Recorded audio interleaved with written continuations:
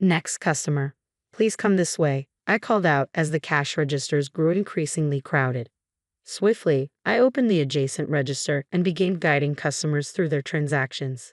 After a concerted effort, the congestion eased, allowing me to return to restocking shelves. "Mary, you're amazing at ringing up customers so quickly," remarked a fellow part-time employee, breaking the rhythm of my tasks. In this bustling supermarket, a diverse mix of high school students and individuals like myself populated the workforce, making each shift enjoyable. My name is Mary, a 45-year-old part-time housewife who found solace and purpose in this role for the past decade. When my child began elementary school, I sought employment and landed a part-time position at this local market. The environment, filled with fellow housewives and understanding managers, suited my lifestyle perfectly. Over the years, I transitioned into one of the senior part-timers, familiar with both customers and colleagues alike. However, a sudden change disrupted our routine when our beloved manager was transferred to headquarters for what seemed like a promotion. His replacement, a newcomer from the headquarters, lacked the familiarity and competence we had grown accustomed to. Slowly, the atmosphere soared as his managerial style clashed with the store's dynamics. Rumors circulated among part-timers speculating on the president's wife's preferences for young, charismatic managers. It became apparent that our new manager saw her favor, often seen engaging in conversation with her. Despite the dissatisfaction brewing among us, none dared to voice their concerns to the president's wife. Instead, some part-time housewives and student employees quietly began resigning. As the situation unfolded, I found myself contemplating whether it was time to seek alternative part-time employment, unsure of what the future held in this changing environment. I found myself in the crosshairs of the president's wife, her sudden inquiry catching me off guard. "You've been working at the store for quite some time, haven't you? How's your child? Already in college? Which one?" she prodded, surprising me with her directness. "Yes, I've been here since the previous manager," I replied cautiously, not eager to delve into personal matters. Then, with a cutting tone, she remarked, "You seem rather incompetent. I doubt you even attended a decent college, did you?" Her words struck deep, but before I could respond, the register area became inundated with customers. I offered a quick nod to the president's wife and swiftly attended to my duties. In truth, my educational journey had ended with middle school. High school had been a tumultuous time, marked by bullying and eventual dropout during my third year. Since then, I had carved out a life as a part-time worker, eventually meeting my husband in a similar setting and building a life far removed from academic pedigrees. The president's wife, however, seemed to embody a stark contrast. She often boasted about her prestigious university background, yet curiously avoided divulging its name. It struck me as odd, but I brushed it off, lacking any particular interest. Perhaps she harbored preconceived notions about part-time workers like myself, assuming we lacked higher education. I recalled overhearing her discussing such matters with the store manager, leaving me to wonder if she looked down upon us. As murmurs circulated among fellow part-timers about similar interrogations, I found myself bracing for another encounter with the president's wife when, sure enough, she returned to the store the following day. "Excuse me," her voice cut through the air, signaling another potentially tense exchange. My attention snapped up when the president's wife directed her gaze towards me, a smirk playing on her lips as if she found amusement in some private joke. Despite the urge to react, I managed to rein in my irritation, keeping my emotions in check as she began to speak. "So, you're just a middle school graduate, aren't you? I never pegged you for a college goer, but to think you're managing here with that level of education is quite something," she remarked, her words dripping with thinly veiled condescension. I couldn't help but wonder where she had gleaned this information from, until I recalled the previous day's incident when the store manager had been scrutinizing the part-timers' resumes in the office.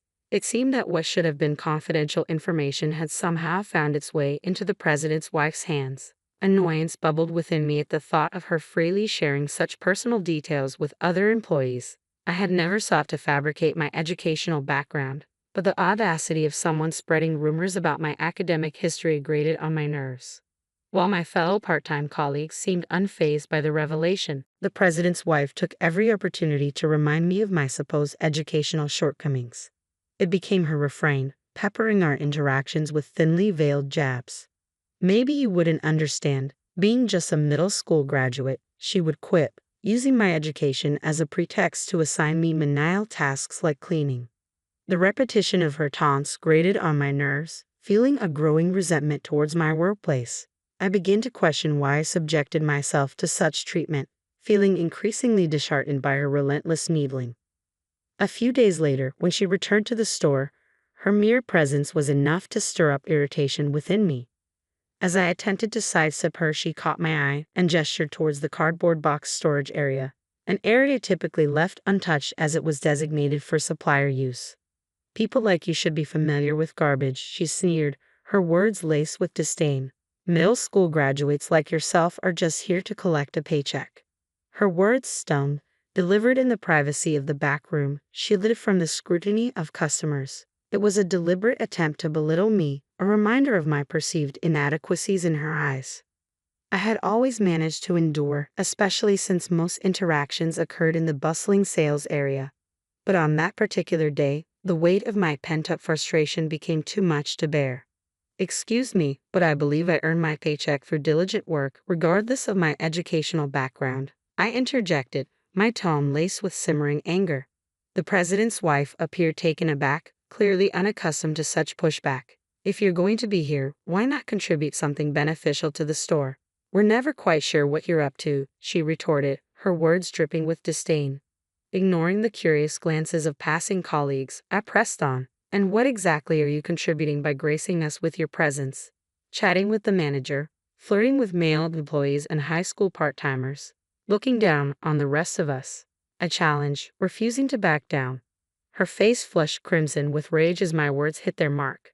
"Unlike someone like you, I have a busy schedule. Coming here takes time out of my day," she shot back, attempting to assert her superiority. I couldn't help but scoff at her assertion. "Do you truly believe that?" "Neither the employees nor the customers share your sentiment. It's intriguing how some with impressive educational backgrounds prove utterly ineffectual in practice," I countered, releasing the resentment I had long harbored towards her condescending attitude. Clearly flustered by my unexpected retort, the president's wife struggled to conjure a suitable response, resorting to tired clichés. "Do you honestly think you can continue working here after speaking to me like that?" she challenged, her voice tinged with disbelief. Without hesitation, I delivered my final verdict. "Then I'll resign," I declared, refusing to tolerate any further belittlement. In response, the president's wife let out a mocking laugh. "Well, that'll save us on labor costs," she sneered, her words dripping with derision. I returned the smile, nodding in agreement. "Yes, that's right. Good for you," I affirmed before making my way towards the locker room. Inside, I found a fellow part-timer who had witnessed the earlier exchange. I poured out the details of what had transpired, recounting the frustrations that had been building up. "Mary, are you really quitting?" she asked, her expression reflecting the sadness of our shared experiences over the years. "It just hasn't been the same since the manager changed. It feels like we're only here out of obligation," I confided, echoing her sentiments. "With so many people leaving, you'd think they'd hire more staff, but they'd rather cut costs." She nodded in understanding. "It's becoming unbearable. I don't blame you for wanting out." Leaving the locker room behind, I headed towards where the manager and the president's wife were engaged in conversation. Without preamble, I made my intentions clear. "That's it, I'm done," I stated firmly, meeting their surprised gazes head-on. The president's wife chuckled, seemingly amused by the news. "So, the junior high school graduate is calling it quits. I wonder where someone like you will find work," she remarked, her tone dripping with condescension. I refused to let her words rattle me. "Even if I have nowhere else lined up, I won't be coming back here. I'll return my uniform next week. Thank you for everything," I declared, feeling a weight lift off my shoulders. As I exited the supermarket, a sense of relief washed over me. The following week, when I returned to return my uniform, I found the store abuzz with commotion. The manager was being berated by irate customers near the cash register, suggesting some sort of transaction error. Despite the chaos, I felt a sense of peace knowing that I had made the right decision to leave. With my resignation already settled, I made my way towards the office to return my uniform. As I approached the door, the unmistakable voice of the president's wife reached my ears, giving me pause. Reluctantly, I pushed the door open, finding the former manager inside. Despite his new role at headquarters, my ingrained habit led me to address him as manager out of reflex. It seemed the president's wife had been engaged in conversation with him, but she hastily departed upon my arrival. "What happened at the register?" the former manager queried, his expression troubled. He proceeded to inform me of a spate of recent complaints at the store since my departure. With a cascade of resignations following mine, the store had been left scrambling to cope with the sudden exodus of part-timers and student workers. Though the manager attempted to fill in on the sales floor, his lack of familiarity with basic tasks like stocking shelves and operating the register led to a litany of customer complaints. Today's incident, however, involved a particularly embarrassing misstep. The president's wife, while conversing with a male employee, was mistaken for staff by a customer. Brushing off the inquiry, she exacerbated the situation when the manager inadvertently disclosed her true identity, sparking further discontent among patrons. As the register area swelled with customers, the absence of experienced part-timers compounded the chaos. Both unfamiliar employees and the manager found themselves manning the registers, resulting in numerous errors and lengthy delays. The escalating frustration among customers culminated in the manager facing a barrage of complaints, exacerbating an already tumultuous situation. Turning to me, the former store manager sought insight into the unfolding debacle, hoping for some semblance of understanding in the aftermath of my departure. When asked why I had decided to quit, I didn't hesitate to respond honestly. The former manager seemed genuinely interested in my reasons for leaving, and I felt it was only fair to provide him with the truth. In turn, he confided in me that he had heard rumors regarding the president's wife's educational background. While he lacked specific details, the word on the grapevine was that she had only graduated from high school. This revelation left me pondering the irony of her previous educational condescension. Could it be that the president's wife, with her supposed lack of higher education, was projecting her own insecurities onto others? It certainly made her seem all the more formidable and unpredictable. 2 weeks later, the supermarket I had once called my workplace stood deserted. The usual throng of customers was conspicuously absent, a stark contrast to the bustling scenes of my former shifts. It's no surprise, given all those complaints, I mused to myself as I observed the desolate scene. Lost in thought, I was approached from behind by the former store manager. After exchanging pleasantries, he mentioned a new store opening just one station away. He extended an offer, asking if I would be interested in joining the team. It appeared that an employee he had trained was being promoted to the position of store manager at the new location. Knowing the caliber of this individual, I felt a sense of trust and reassurance. I nodded in agreement and wasted no time in reaching out to my former part-time comrades. Upon confirmation of my role at the new store, I discovered that some of my former colleagues would also be joining me, a comforting realization amidst the uncertainty of change. Under the guidance of an understanding manager, I quickly settled into my new role. The atmosphere was welcoming, and I found it easy to establish rapport with my coworkers, both old and new. The new store introduced innovative offerings, such as local side dishes and bread, which proved to be a hit with customers. As I embraced this fresh start, I couldn't help but feel optimistic about the opportunities that lay ahead. As I settled into my new role at the store, I was greeted by familiar faces from my time at the previous location. The transition to the new store went smoothly, marked by a successful launch and positive feedback from both customers and employees. However, I soon heard troubling reports about the old store. It had become notably quiet, and the manager found themselves facing frequent scoldings during head office meetings. A string of new hires as part-timers quickly came and went, exacerbating the ongoing staff shortage. Finding a new part-time job had brought a sense of relief, and I was content to work happily as I had before. But about a month into my tenure at the new store, the president's wife made a surprising appearance before me. Her unexpected visit seemed to be aimed directly at me, as she wasted no time in addressing the rumors she had heard. "I heard there's a junior high school dropout working at our store again, so I came to check," she stated bluntly. I couldn't help but sigh at her accusatory tone. "What's the issue?" "I haven't done anything wrong," I replied, feeling unfairly targeted. She persisted, laying blame at my feet for the troubles at the old store. But I refused to accept her accusations. "Isn't it more accurate to say that you're the one engaging in power harassment?" I challenged, frustration simmering beneath the surface. Former colleagues from the previous store attempted to intervene. But I waved them off. I couldn't let them shoulder the blame for something they weren't responsible for. As a middle school graduate, I can't possibly be held accountable for all the employees quitting, I asserted, refusing to be intimidated. The president's wife's anger flared at my defiance, but I stood my ground, supported by nods of agreement from fellow part-timers. If you're having trouble understanding, let me spell it out for you.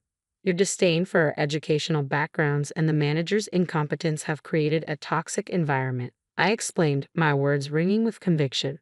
In the end, no one wants to endure power harassment while working part-time, and it was time for the president's wife to acknowledge the real issues at hand. When I accused the president's wife of power harassment, she immediately raised her voice in denial. "Are you trying to frame me without any evidence?" she retorted, her tone sharp with indignation. Just as she attempted to grab hold of me, the manager intervened, asserting firmly, "Can you please stop doing that to our part-timers?" Despite the risk to his own position, the manager stood his ground. "I am the manager of this store, and it's my duty to protect the employees. I will fulfill my role, whether you're the president's wife or not," he declared, earning applause from the other part-timers. With a resigned sigh, I reached for my smartphone. "I have evidence of power harassment," I stated calmly before playing a video. The footage showed the president's wife berating another part-timer at the previous store, clearly demonstrating a pattern of abusive behavior. As more part-timers stepped forward with their own recordings, it became evident that we had all experienced her mistreatment. "We're going to sue her," I announced, met with resolute nods of agreement from my colleagues and the manager. Furious at the manager's defiance, the president's wife impulsively fired him on the spot. But to her dismay, I revealed that I had recorded her dismissal as well, ensuring the manager's protection. Realizing the depth of her self-inflicted predicament, the president's wife attempted to flee. But before she could escape, I confronted her one final time. "There are more important things than education, aren't there? Sometimes humanity matters more in society," I remarked pointedly, causing her to pause. "How did you know?" she muttered, inadvertently admitting to her own insecurities. With her self-destruction complete, the president's wife retreated at a speed I had never seen before. In the aftermath, we pursued legal action against her, armed with solid evidence and the support of fellow part-timers. As news of her misconduct spread, similar complaints emerged from other stores, leading to a reckoning for her behavior. Forced to confront the consequences, the president demanded she repay her debts by working. It was a satisfying sight to witness her laboring angrily at a nearby drugstore, a fitting end to her reign of mistreatment. With a trustworthy manager at our helm, we continued our work with renewed dedication, free from the shadow of power harassment.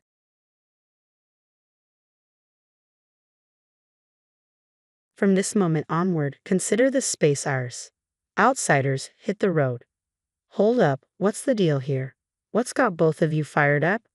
Right after my mother's funeral, my mother-in-law and sister-in-law launched into a relentless tirade against me. My husband tried to intervene, but they kept on going. "You're being deceived. Maybe someone's got you under a spell," they jeered. "Yep, it's all because your mom coddled you. She's the one who molded you into this. It's all on her." When they started disrespecting my late mother, I snapped. "I can handle them trash-talking me, but I won't stand for it when it comes to my mom. I'm Kathy, 35 years young. My husband David, just a tad older, and I crossed paths at work and tied the knot 5 years back. We used to share our space with my mom, creating quite the dynamic household. Looking back, these past 5 years have been a whirlwind. It all started at my dad's real estate firm half a decade ago. With a knack for understanding the ebb and flow of both people and money, I pursued economics in college and applied that know-how to my career. Yet, amidst my strides, there were whispers. Some attributed my success solely to my parentage, dubbing me the boss's daughter instead of acknowledging me by name. And then there was David, the golden boy of sales in the same company, drawing attention from all corners, leaving me on the receiving end of more than a few icy glares. Don't get me wrong, I'm not naive enough to claim all my achievements as solely my own. It's the collective effort of those around me. Still, it grated on me, being boxed in as just the boss's daughter. These trying times, my father passed away. With my brother stepping into the shoes as president, the disdainful glances directed at me only grew sharper. "Must have botched something up if your brother's taking the reins now," Guess we'll just call you the president's sister, huh? Normally, I might have brushed it off, but in the wake of my father's funeral, those words cut deep. Mentally exhausted, I found myself grappling with a singular question: what do I truly desire? Even as I tried to soldier on, I felt a void, a lack of inspiration. And then, almost impulsively, I uttered those fateful words to my husband David: I want to be an investor. Instead of dismissing my seemingly outrageous aspiration, he stood by me, offering his unwavering support. When I confessed to my mom my desire to quit my job and delve into investing, her response stung. You should have pursued what you love from the start, without fretting over your father. Despite the rawness of my father's passing, her words felt like a wake-up call.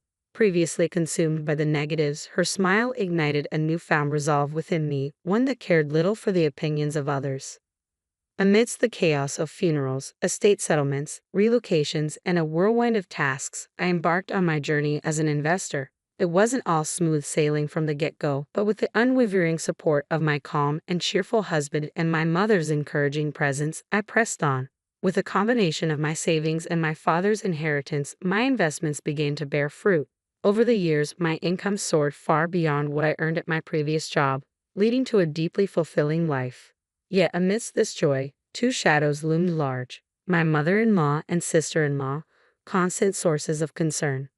My sister-in-law, 3 years senior to my husband and 4 to me, remains unmarried. Since David and I decided to tie the knot, her demeanor suggested she wasn't exactly thrilled.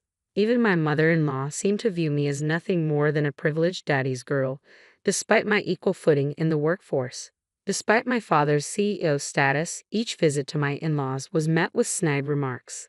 Being the coddled princess, I bet you're useless at housework. It's a woman's duty, you know. Spare David the trouble. Mother-in-law, my own mother taught me well, so I'm quite capable. Besides, with both of us working, David and I share responsibilities. It was his suggestion, actually. But my mother-in-law wouldn't hear of it. Even my sister-in-law couldn't contain her frustration in my presence, insisting it's absurd for a woman to marry yet make her husband do chores. After my father-in-law's passing, my relationship with my mother-in-law and sister-in-law took a nosedive. Must be nice, living off David's earnings and lazing about at home. I'm dealing with so much since my husband's gone. How come you get to live so carefree, Kathy? Mother-in-law, as I've explained before, I earn my keep as an investor. I'm far from idling. If you're truly struggling, I'd suggest finding a way to manage your own finances. Besides, having kids isn't the sole measure of a woman's worth. With my father-in-law's demise, my mother-in-law's fixation on money intensified. She seemed resentful of my perceived ease, despite my commitment to my work as an investor. Yet I wasn't inclined to hand over any cash. Every visit to the in-laws revealed more lavish purchases, making it clear where any allowance would end up. I love David, a man of unwavering trust, and I chose to shield him from the truth about his family. There came a moment when I found solace in confiding in my own mother. Why can't I conceive? The weight of uncertainty as I approached 35, coupled with incessant inquiries from my mother-in-law about when will you start a family, became overwhelming. Her hurtful words labeling me as useless echoed in my mind, and I couldn't contain my frustration. So I poured out my heart to my mother, seeking understanding. Well, I had you when I was 35, so there's no need to worry. Timing is in God's hands, dear. He'll guide us when the time is right. Her comforting words lifted a burden from my soul. From then on, even amidst my mother-in-law's persistent mentions of children, I found reassurance. Children, after all, are a precious blessing. After enduring 5 tumultuous years, a sense of calm finally settled in. Then, unexpectedly, my world was rocked once more by the sudden passing of my mother. Struck by a subarachnoid hemorrhage, she, my guiding light, slipped away, leaving me engulfed in sorrow. David, my steadfast companion through years of shared life, seemed equally shaken. Despite his kindness and support, the funeral arrived before we could fully grasp the void left by my mother's absence. As mourners gathered to bid farewell to my mother, a former executive at the company my brother now led, among them stood my mother-in-law and sister-in-law. It appeared they had chosen a moment when David was absent. No need for you to be here, Dolan, my mother-in-law remarked curtly, offering no condolences. They proceeded to sign the register, leaving me stunned by their callousness. Yet upon David's return, their demeanor shifted instantly. You might be struggling, but Kathy's shock is likely even greater. You need to be there for her, they'd insist, seemingly mindful of my emotions. Later, as exhaustion from the whirlwind of recent days weighed heavily on me, the doorbell pierced the quiet of our home. My husband, ever considerate, answered it, assuming my mother-in-law and sister-in-law had come to offer support. Without a moment's hesitation, he ushered them inside. As they entered the living room, their glances towards me twisted into unpleasant smirks, and then came words I never expected. From today onwards, this is our domain. Outsiders need to leave, Mom, David exclaimed, his surprise evident. My mother-in-law's words poured forth unabated. Until now, we've tolerated your presence because your mom was here, but now, only jobless Kathy remains. If you let yourself be leeched by such a woman, you'll ruin yourself. We'll move in with you, so you need to divorce Kathy. Mom, what are you saying? Especially now, and what do you mean by jobless? I've explained countless times that Kathy is an investor. When you say investor, it sounds like she has a real job, but let's be honest, isn't she just dabbling in stocks? How can such a woman be a wife? You could do so much better. Wait a second, what's all this about bad-mouthing Kathy? What exactly are you two insinuating?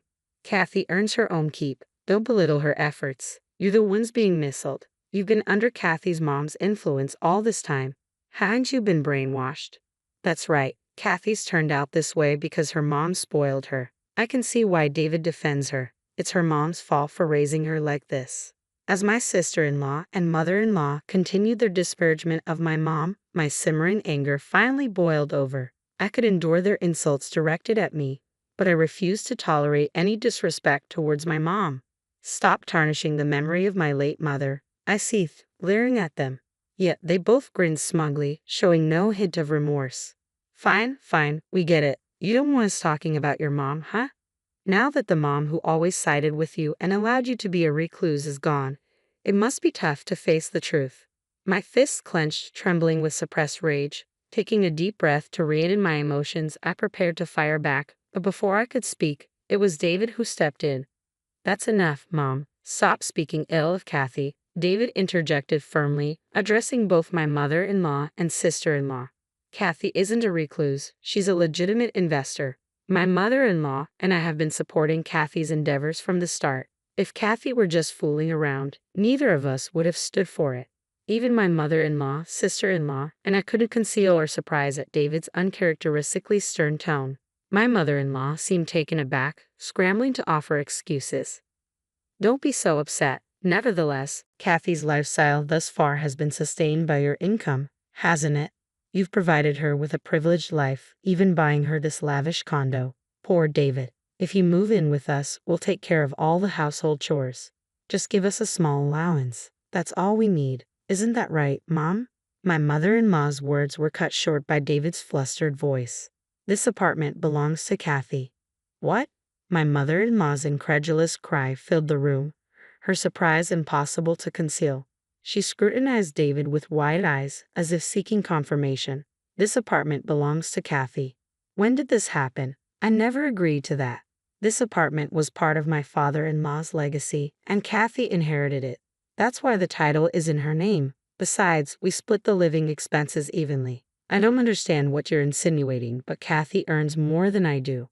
Both my mother-in-law and sister-in-law were taken aback by David's revelation. It was understandable. They couldn't have fathomed that I earned more than him.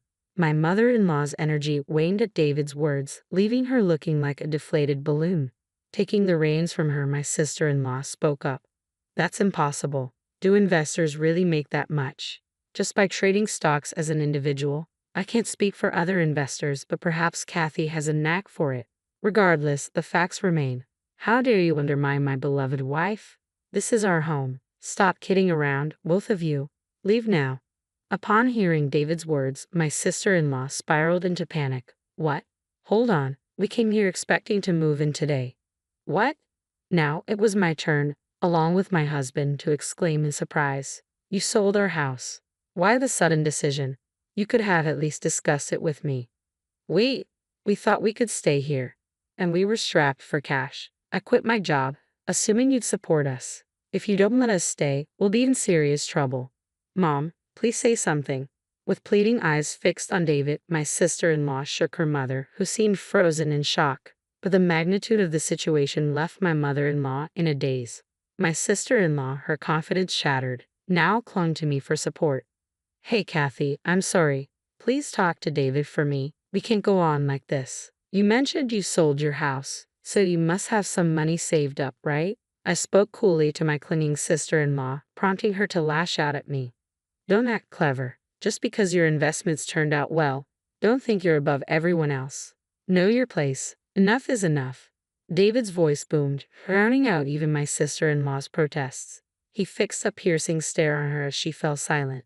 "Forget about the house. I won't even demand my share. Just leave right now." With that, my husband practically escorted his mother and sister out, firmly locking the door behind them. For a while, we could hear the persistent ringing of the doorbell and pounding on the door, but eventually the noise faded into silence.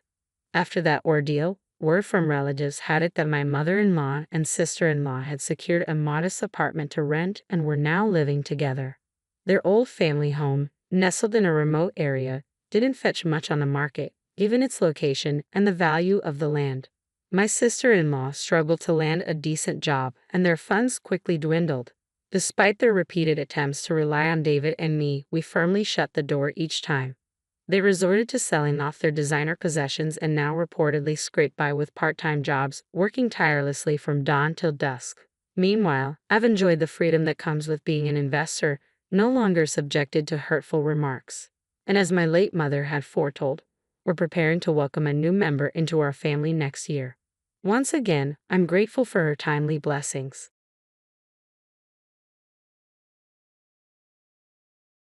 Are you just riding on your parents' success at work and being lazy now? And you don't even have kids. Why did you leave my child alone? How did someone like you even manage to get married? What tricks did you use? My mother-in-law and sister-in-law never liked me. They always threw snide comments and spread false rumors. I'm Karen Williams, 35, married to John, who's turning 37 for 7 years. Since my dad passed away 6 years ago, we've been living with my mom. John is kind, and we get along well.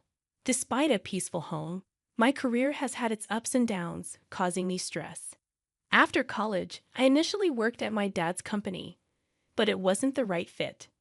In the first year of marriage, I switched jobs, and it was a tough decision then, but I'm glad I made the change.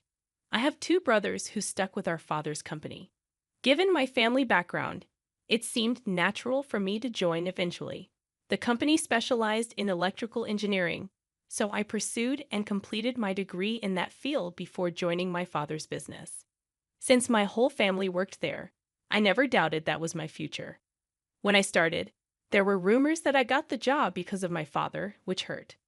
Colleagues distanced themselves when they knew I was the CEO's daughter. No matter how hard I worked, it was seen as riding on my parents' coattails, frustratingly similar to what my brothers faced. I worked hard to prove them wrong, climbing the ladder of success. My boss, despite being the CEO's daughter, was strict, ensuring my promotions were due to my efforts. However, achievements were tainted with accusations of favoritism, which got me down. After 3 years, I met my husband at work, disliked by female staff due to his competence, personality, and substantial income. We had met before at bookstores and libraries, chatting occasionally. It was a surprise when we ended up working together. Our shared love for reading quickly blossomed into a relationship, causing jealousy and gossip among my coworkers.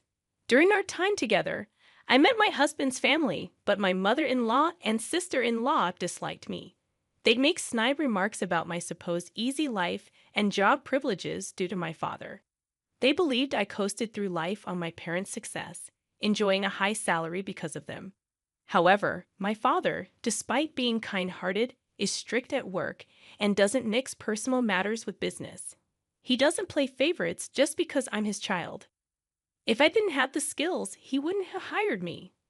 I respect my father's judgment, and it frustrates me when others belittle it unreasonably. My mother-in-law and sister-in-law, especially the latter, criticize me for supposedly riding on coattails and resent my close relationship with my husband. They questioned how someone like me got married, implying I used tricks. My sister-in-law, dressed impeccably in high-end fashion, turns heads, but her sharp personality leads to short-lived romances. I later learned she confessed her feelings to my brother in college, but was turned down. During a family gathering, they recognized each other, and my brother shared this story with me. As his sister, I know he's earnest, hardworking, and considerate, with a flair for fashion that makes him popular with the ladies. My sister-in-law's frustration from being rejected seemed to make her harsher towards me. So, I decided to maintain some distance, especially when it was just my mother-in-law and sister-in-law around. Whenever I visited my in-laws and had tea, it tasted strange, as if something had been added intentionally. It wasn't obvious, but it seemed like my mother-in-law was serving unpleasant food to harass me. Initially, I thought it might be my imagination, but when she smirked and ridiculed me for not appreciating the taste, I realized it was deliberate. Both of them were always sour or mean, even when I tried to be friendly in front of others. I learned to navigate around them to avoid their snide remarks. When it came to the food at my in-laws, I politely ate as little as possible to avoid being rude. If you ask whether I lived happily after marrying my husband, I'd say not quite. Despite a good relationship with my husband, marriage brought more gossip at work. The workplace gossip got worse than when we were dating, and the ongoing harassment and sarcasm from my mother-in-law and sister-in-law gradually drained my spirit. While I found my work rewarding, the toxic environment made me question if this was okay. Contemplating my future more and more, my father's passing, and my brother becoming the CEO led to gossip about me being the CEO's sister. Already shocked by my father's death, my spirit was completely broken. I felt I could no longer work at the company, even though I had always imagined working there. Years of gossip and sarcastic comments had eroded my self-esteem, and I found myself crying easily without understanding the source of my sadness. I was truly at a loss. Seeing me in such a state, my mother and husband were genuinely concerned and took excellent care of me. With their support, I slowly began to recover and discussed my future with my mother. I had been considering trying a different job, but I felt like I lacked any special skills. Depressed, I voiced my concerns to my mother, asking if there was anything I could do. To my surprise, my mother said, "Karen, you've always loved reading and writing stories, haven't you? I think you'd be suited for a job that involves writing." Her words jogged my memory. It was true. I've always been an avid reader, excelled in liberal arts subjects, and enjoyed writing novels and poems. Encouraged by my mother, I started contemplating a career in writing. Upon reflection, I realized that a career in electrical engineering wasn't right for me. My mother had always advised me to choose a job I loved since my student days, but I didn't see it then. It seemed my mother understood me better than I understood myself. So, I decided to make a fresh start and aimed to become a novelist, starting my career in writing. Being a beginner was tough, and I was using up my savings every day. I faced my computer continuously, writing. Initially fueled by the desire to prove others wrong, I now worked hard for myself, finding it more enjoyable despite the challenges. I dedicated most of my day to crafting stories, and by the second year, I was earning about as much as an average office worker. In the fourth year, one of my novels won an award and got published, allowing me to sign a contract with a publishing house, ensuring a stable flow of work. By the fifth year, thanks to a hit novel, I was earning more than my husband. My novels were even adapted into comics and dramas, ensuring a steady income. The journey was tough, but working as a novelist made me realize that my previous jobs weren't the right fit for me. However, my success wouldn't have been possible without the support of my mother and husband.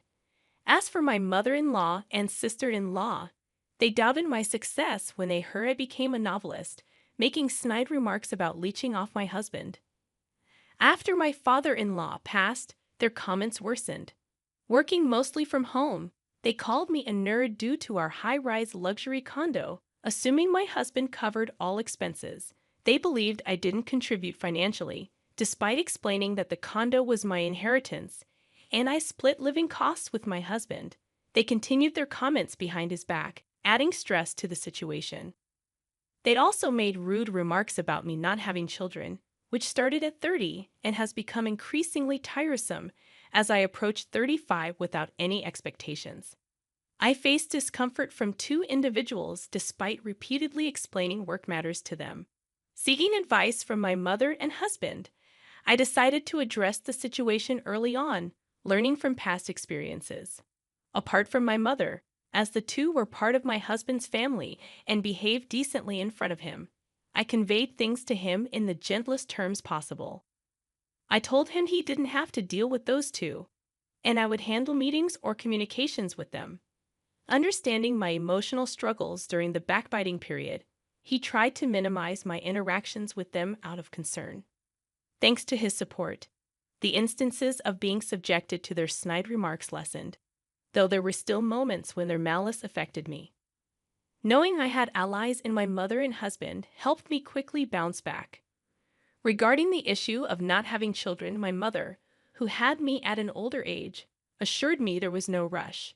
She shared that I had been born later in her life, so there was no need to worry. I decided not to stress about it too much and wait patiently. Considering my workload, the negativity from those two, and the feeling of being rushed, I thought it wouldn't be the right time to have children. Despite occasional snide remarks from the two, my mental state was more stable than when I worked at the company. Living peacefully in the well-designed and well-located house my father left us, I enjoyed a happy life with my mother and husband. The shared facilities, including gym equipment and workspace, allowed me to exercise and take breaks during work, making everything run smoothly. However, one day my mother, who had been energetically working, suddenly collapsed and passed away from a stroke. She had gone to work as usual that day, seemingly healthy with no chronic illnesses. I sent her off with a smile in the morning, never expecting this turn of events. Stunned, I rushed to the hospital, but she had already passed away. Seeing her, looking as if she had just fallen asleep, disbelief washed over me. As I arranged for her funeral, my feelings finally settled down, and I quietly cried, unable to believe she was gone so suddenly. My husband, aware of how lively my mother was in the morning, also cried in disbelief. With a close and long relationship with her, he mourned her loss as well. Amidst our sadness, we prepared for the wake and funeral, managing the reception as acquaintances came by to mourn. Witnessing the outpouring of love for my mother was consoling. My mother-in-law and sister-in-law, acting somber in my husband's presence, approached me when he was busy with others. Insensitively, they whispered, "With your mother gone, it's going to be tough. And since we're family, no need for condolence money, right? I won't give a dime to a gold digger like you." Their lack of compassion shocked me, but before I could respond, my husband intervened, and they quickly pretended to be sad and left. Despite their audacity, I chose to focus on mourning my mother rather than dwelling on their rudeness. Back home after the funeral, grief overwhelmed me, and I felt listless. Memories of my mother flooded back, making the sense of loss unbearable. Despite the busy funeral preparations, the sorrow intensified once I returned home. The vibrant image of my mother made the grief even more poignant, and I found myself crying again. While deep in grief, a rational part of my mind knew I couldn't afford to stay this way. With a deadline looming, I had manuscripts to write, and the understanding of the publishing house had its limits. In honor of my mother's support for my career, I resolved to calm my grief and get back to normal. Amid this resolve, a call from the front desk informed me of my mother-in-law and sister-in-law's unexpected visit. Uncertain of their intentions, I reluctantly decided to meet them, hoping for a distraction. As we went downstairs to greet them, puzzled by their sudden appearance, they announced, "We're going to be living in your house from today, so show us around, please. And since this is our home now, you, a stranger, need to leave right away." Stunned, we couldn't comprehend their words. Instead of discussing the matter elsewhere, they demanded a tour of the house immediately. Perplexed, my husband suggested heading to a nearby store for a discussion. However, They insisted on being shown around the house, causing a commotion that drew the attention of other residents. To avoid causing a scene, my husband persuaded them to go to a nearby diner. Over drinks, we listened to their absurd story, and the sheer ridiculousness of it all made my earlier sorrow momentarily vanish. They believed the high-rise condo belonged to my husband and insisted that, since my mother had passed away, we should all live together. My husband was bewildered by their absurd claims, seemingly growing angry, but he calmly began clearing up their misunderstanding. First off, that condo is Karen's, inherited from her father, not mine. And Karen's not unemployed. She has a job. I explained that I was the owner of the condo, which was part of my father's legacy, and that I was working as a best-selling novelist. However, they wouldn't accept it. A novelist? That's hardly a stable income. There's no need to defend her just because she's your wife, right? Defending her like that? Are you brainwashed or something? You'd better divorce her quickly. I even mentioned my popular works, but they dismissed it as a lie. What kind of upbringing allows someone to speak like that? Didn't your mother teach you anything? You'd be better off not telling such lies. Ridiculed about my mother and my work, I was getting steamed. I had been patient, but it was time to speak up. Just as I was about to open my mouth, my husband, who'd been explaining to the two unlistening people, lost his cool and burst out in anger. Enough already. Stop talking nonsense. Don't you ever mock Karen. The two were taken aback by my husband's rare show of fury. We've explained it time and again. How many times do I need to say it for you to get it? Karen isn't half-heartedly pursuing her writing career. With my husband's outburst, it seemed they finally began to realize that everything we had been explaining was the truth, and confusion set in. Okay, I get it. We're sorry. Let's live together then. I'd already told my friends I'm moving into the high-rise condo. It's going to be embarrassing if I don't, so let us move in. Still, without sincere regret or a sorry attitude about wanting to live with us. Their approach didn't change. My husband, growing even angrier, declared, "There's no way we're living with you two. Just go back home." His rejection of them was even stronger. Panicked by his words, they began pleading with my husband to let them stay. We're in a bind here. We've already sold our family home and have nowhere to live. What? What do you mean? It turned out they had sold their house without telling us, assuming they could move into ours. They were already arranging to move and hadn't even looked for another place, starting to make wild claims out of desperation. So it's okay for you if your family left high and dry. Just let us stay with you. I quit my job thinking I was going to live in the condo. Their faces turned pale as they desperately implored my husband to let them stay in our house. My sister-in-law quit her job, it seems, and after constantly mocking me for being a nerd. It's pretty clear she was fully intent on leeching off my husband herself. And it's just plain rude, family or not, to show up unannounced like that. From the barrage of complaints to my husband, it was obvious they'd pegged me as the villain, imagining themselves as the hero saving my husband from me.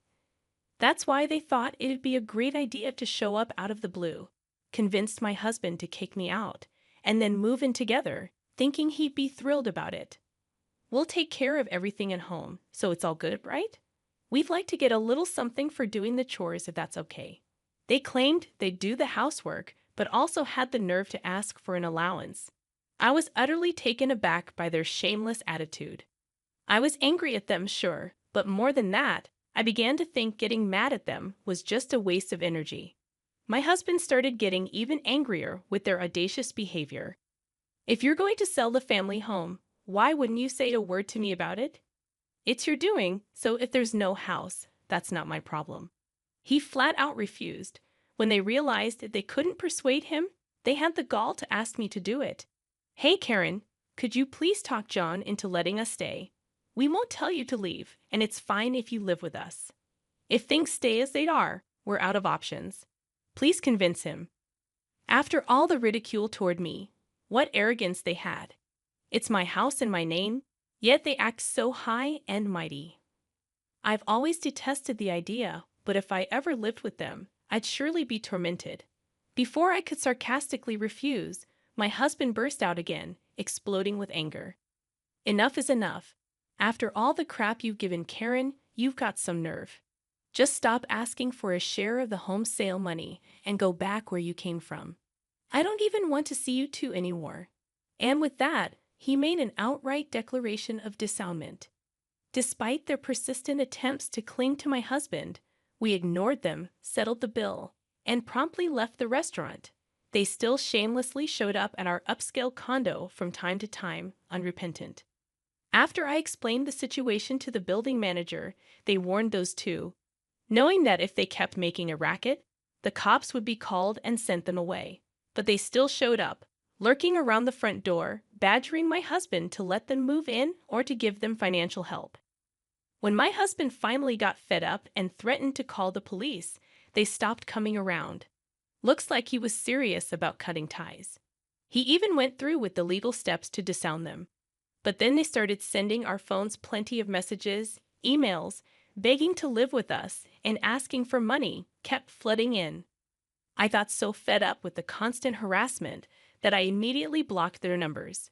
Turns out their family home was too old and inconveniently located to sell for much, and they were counting on my husband without any savings of their own. So they ended up selling what they could and moved into a cheap, run-down apartment. Finding a job was tough, so they're scraping by with multiple part-time gigs, living a busy life. As for me, well, the good news of a pregnancy came through once the relentless messages stopped. I had been worried about not being able to have kids, so this was a real joy. With this happy news of pregnancy, I finally felt a glimmer of hope after a long time. I'm determined to be the kind of mother my child can always feel safe with, just like my mother. And while looking forward to the arrival of my baby, I continue to dedicate myself to my work.